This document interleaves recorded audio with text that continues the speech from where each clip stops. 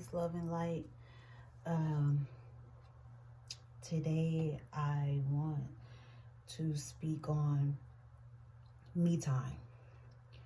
Um, a lot of women that are single mothers out here tend to always feel bad when they want me time, or they want alone time, or they want time away from their kids. And me personally, I am one of those single mothers who never ever gets a break from her kids. I have my kids every day. Not saying that is a bad thing, but I am human, and sometimes I need a break. I need time to breathe. I need time to relax. I need time to gather myself. Working from home and trying to assist both my kids with remote learning and cooking, cleaning, laundry, trying to meditate, drink water, it becomes very stressful. So me personally, y'all can hear my kids in the background playing. I have my window open, my bathroom window open. But don't feel bad, or don't let anybody make you feel bad because you want time to yourself. Me personally, I don't have reliable baby fathers who, if I am stressed out or overworked or whatever the case may be, is, I can just hit them up like, hey, can you come get the kids for a couple of days so, I can kind of get myself together with the will. I don't have that luxury. And it sucks. I don't have that luxury of, oh, my children's fathers come and get my kids every other weekend. I don't have that luxury. I have my kids 25/8. So I do get stressful, and my anxiety do get super high with them, and I lose patience with them a lot because me personally, I feel like you need a break from your kids in order to grow. And so since I don't have that luxury of, being able to just, pick up the phone and say, hey, can y'all come get your kids for a couple days so I can kind of relax and, get myself back together. What I have done for myself, and I think it has been going well this past week, is scheduling me time. So I used to have to just wait until my kids went to bed to get my me time. But I wanted to see how this method would work, and it's been going pretty good. So what I've been doing is scheduling me time 2 times a day. So I do me time between 11 and 12 and 6 to 7. So within that hour, I meditate, I drink water, I go sit outside with my laptop, or I go sit out in my backyard.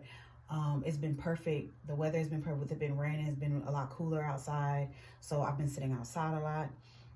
So yesterday, my me time is between 6 and 7. So, I let the kids know, hey, look at the time. What time is it? And they're like, it's me time. Well, your time. So I was like, I'm going to take a bath and I'm going to relax, and we're going to sit and watch TV, until mommy is done with her me time.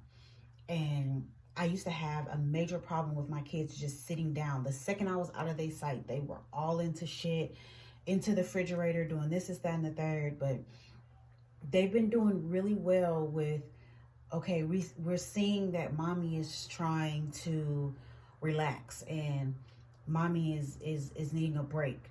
So they've been doing a lot better with, okay, well, we're going to find something to occupy ourselves with until mommy is done.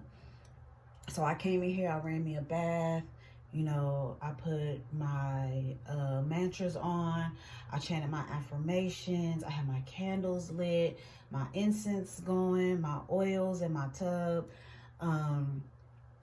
and I got out of the tub, I put my stress relief lotions on and put my oil behind my ear and around my neck. I didn't need to put no sexy lingerie or anything, no foolishness like that on. I just put on my favorite PJs. I oiled my scalp, oiled my locks. I had just washed my sheets and stuff. So just laying in the bed for that last, 15, 20 minutes and just breathing and, taking in the scent of the oil, of the eucalyptus and the tea tree oil, and, you know, as soon as it was 7 o'clock, you know, kids came knocking on the door like, you know, hey, you know, I got them ready for bed. So it's been going very well the past couple days.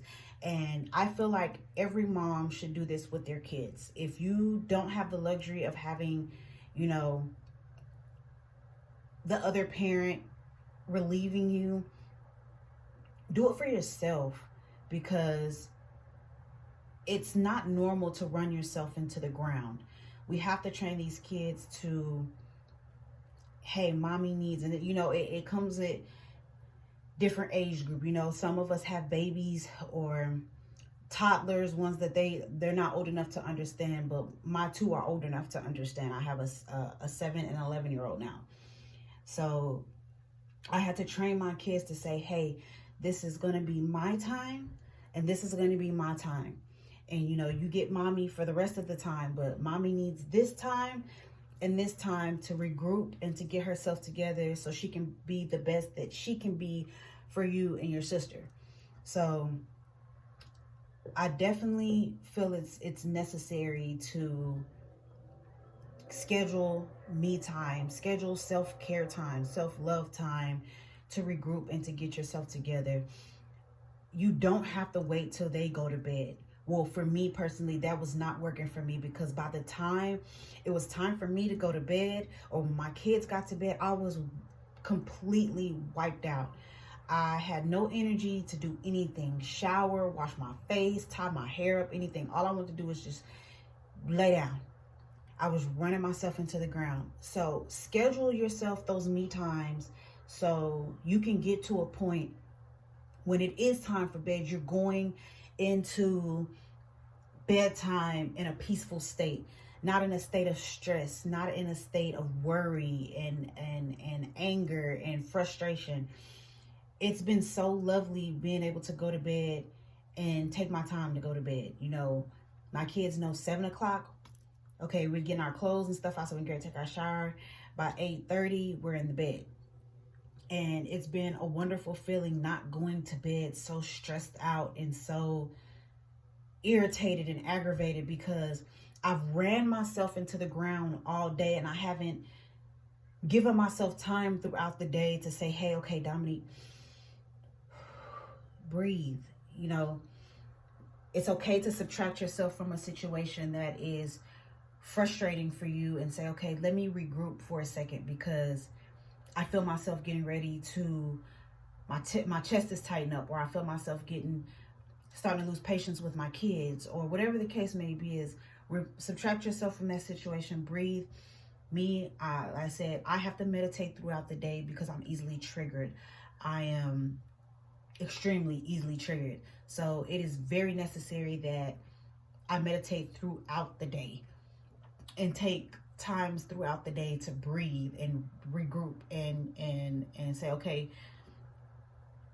Dominique, you're starting to feel that nerve in your shoulder is starting to tense up. So that means your anxiety is getting high, you're getting frustrated. So let's take a minute to subtract ourselves from this situation or out of this environment, breathe, regroup, and come back into it, you know, in a healthy state of mind. So I feel like that is necessary. Schedule me times for yourself so your body has that break, your mind has that break, your heart has that break. Do not run yourself into the ground. That's not healthy for your mental state or your emotional state, for that matter. So I am so proud of myself for the simple fact today, Talea gets a lot of her emotional breakdowns from me because she seeing me doing it so much. So she's very frustrated with remote learning. She doesn't like it. She feels like it goes way too fast.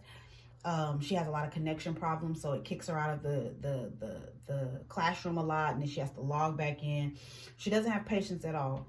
And I've been trying to coach her and teach her into having patience with herself, because myself, I am coaching and teaching myself to have patience with myself.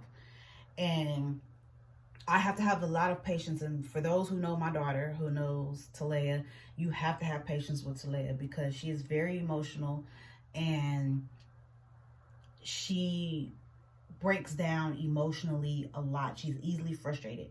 So today I had to talk her through, okay, let's breathe, Talea. We're going to take a second and we're going to breathe. We know we're having connection issues with our laptop, but is it our fault? It's not your fault. It's a technical error that we can't fix right now, but let's take a second to breathe and regroup and let's get back into the call. So she cried a little bit, but it wasn't long and drawn out like it usually is. She cried for a little bit, she wiped her tears, and she was like, okay. I got her some water, refilled her water bottle. She loves Nutri-Grain bars, and I got her Nutri. I was like, okay, let's get it together. So I think that was really a rewarding experience for me, that I was able to coach her through a frustrating moment and to get her to calm down, because usually it is very hard to get Talea to calm down. She is, like I said, very emotional. And once she gets in that stubborn state of emotion that she is in, it is really hard to get her out of it. Trust me, I know, because I am her, she is me. So I'm getting better by the day. I feel like I am remaining focused. I am remaining on track. I love the fact that I am able to teach myself to say, hey, this needs correction. Let's figure out a way to correct this and then learn from it, grow from it, and then we know better next time. So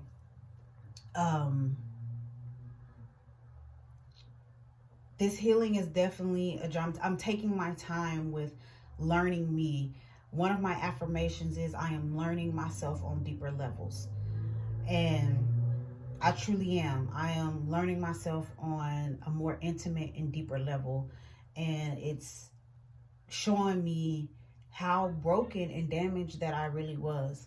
So, and how triggered I was and how easily frustrated that I am. And I've been doing an awesome job with avoiding my triggers today. My mom is one of my biggest triggers, but I still love her nonetheless. Today she had chemotherapy, and I wanted to do something to let her know that I do love her and I am thinking about her, and she means a lot to me. I went to H-E-B and I bought her some flowers. I wrote her a note and I left it on her bed. So when she came back to chemo, she would see it. And even though that I have such a horrible relationship with my mother, and I'm not going to say horrible, let me take it. It was horrible in my teenage years. With me being 31, it's not perfect, but it still needs work. My mom is in a stage where she's still trying to sweep our relationship underneath the rug instead of trying to deal with it head on like I'm trying to. But sometimes you just have to realize that, you can't fix something. It takes two people to fix a relationship. And sometimes you just have to wave your red flag, your white flag, I mean, and be able to get that closure knowing that that person isn't going to give it to you. And that's me in that case. So just regardless of how other people act around you, always be kind to yourself, be gentle to yourself, and take care of you. Always be the best that you can be, and go from there. But just to circle back, always, I think it's very necessary for single mothers, single fathers, whatever the case may be, is make time for yourself throughout the day. Do not run yourself raggedy throughout the day. You will not be able to function that way. You will wake up frustrated. You will wake up with that same energy on your heart. So find time throughout the day for you, whether if it's just drinking some water or going outside for 15-20 minutes. Ground yourself. Me, I like to go outside barefoot and stand in the grass in my yard and just ground myself.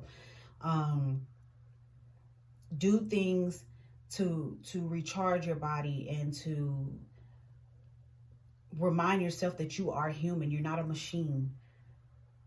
You feel me? You are not a machine. Your body is not a machine. Another one of my affirmations is you are more than just a body. Take care of yourself. Love on yourself. Be kind to yourself. Be gentle to yourself. So, me time.